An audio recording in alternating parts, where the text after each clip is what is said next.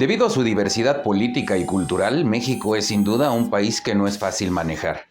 La política es un campo criticado por muchos y la presidencia un trabajo complicado. Factores, por supuesto, nada desconocidos para quien pretenda ocupar un cargo dentro del sistema político nacional. Y cuando pensamos que hemos tocado fondo, cada sexenio es mayor el asombro de lo que sucede en el país y el mal manejo que le dan los mandatarios. Entre el mentado neoliberalismo, lo que sea que cada quien entienda por ello, políticas que devaluaron el peso, matanzas y desapariciones de estudiantes, inflaciones que dejan al país por el suelo, dichos y posturas que nos hacen quedar mal ante todo el mundo, la guerra contra el narco, ahora convertida en fiesta de abrazos y no balazos, son algunas crisis por las que podemos decir que los presidentes que hemos elegido no han sido la mejor opción. Por lo anterior, no deja de ser indignante que quien sin recato y un mínimo de vergüenza se presentó como una figura respaldada por ideales históricos y que esté resultando el peor presidente desde que terminó la Revolución Mexicana en 1920.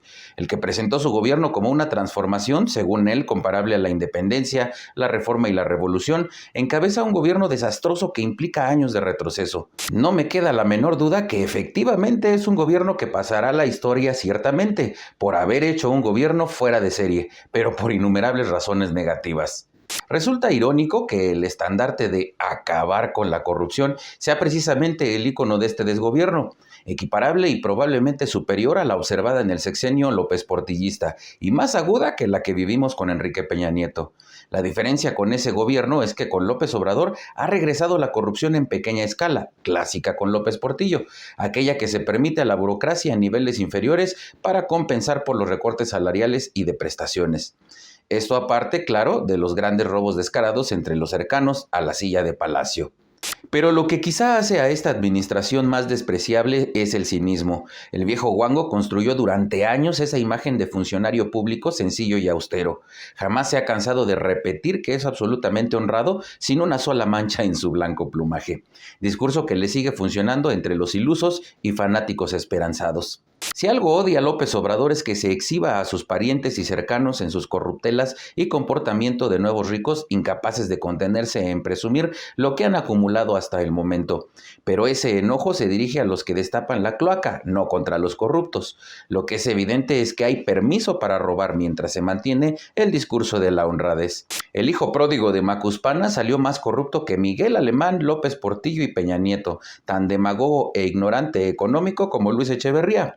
Como este último, López Obrador maneja la economía directamente. El macuspano cree que sabe de todo y que no necesita asesores. Con su odio a la superación personal, a la meritocracia, con su rancio nacionalismo energético, lo que está haciendo es destruir los incentivos a la productividad y la inversión, en otras palabras, al crecimiento posible del futuro. El remedio de presidente tenía la herramienta para frenar la explosión de la pobreza. Sin embargo, el aumento en la pobreza y la pobreza extrema que se han multiplicado es lo que hará a este sexenio peor que cualquiera. Todo esto aderezado con un autoritarismo que ya hubieran querido Díaz Ordaz o Salinas de Gortari, con una militarización que hubiera querido Felipe Calderón, con un nivel de frivolidad que hubiera saboreado Vicente Fox. Recordemos que era quien recomendaba changarros y garnachas. Una crueldad hacia la población indolente, pues las víctimas son miles de niños y adultos con cáncer, enfermos sin seguro popular, madres que quedaron sin estancias infantiles, pobres sin comedores comunitarios o mujeres violentadas sin albergues. El peor presidente de la historia es el que arrasa a su paso programas e instituciones, el que daña sin remedio a muchos que muy poco tienen, sin dejar nada a cambio más que acusaciones de corrupción que nunca se investigan. Temo expresar lo siguiente, pero lo peor está todavía por venir, y es que varios presidentes perdieron piso a medida que avanzaban en su sexenio. Las peores locuras cometidas por Echeverría y López Portillo tuvieron lugar en el último tercio de sus respectivos sexenios, pero López Obrador lo hizo incluso antes de tomar posesión, con la cancelación del aeropuerto de Texcoco, por ejemplo, y mantiene firme ese rumbo. El Andrés Manuel de la segunda mitad de su gobierno será todavía mucho peor que todo lo que hemos visto hasta ahora. Tenemos un remedio de presidente que se empeña en continuar con la construcción de enormes obras públicas, pese a las fuertes críticas sobre su viabilidad financiera y el impacto ambiental. Ya vimos la inauguración de un aeródromo, no aeropuerto, no internacional, que no cumple con lo mínimo que merece nuestro país, y sigue necio con sus otras obras inservibles, el Pantano Dos Bocas y el Tren Falla, que por cierto ha sido tendencia en estos días porque un grupo de activistas han alzado la voz para detener el ecocidio que significa, pero contrario a escuchar, acusarlos, como ya es costumbre, se ha dirigido a ellos en términos tan ofensivos como los que suele aplicar contra quienes imagina adversarios que conspiran en su contra. Una vez más se demuestra que lo que desacredita a López Obrador lo dice sin fundamentos, sin datos, sin la curiosidad siquiera de averiguar antes de denostar, señalar y mandar a la hoguera a quienes le incomodan, llámense activistas, periodistas, civiles e incluso representantes de otros países. En México, desafortunadamente, no hay un presidente, hay un ignorante, necio, inepto, mentiroso y payaso llamado Andrés Manuel López Obrador, que tiene el nombramiento de presidente constitucional, pero que dista muchísimo de cubrir el perfil mínimo necesario.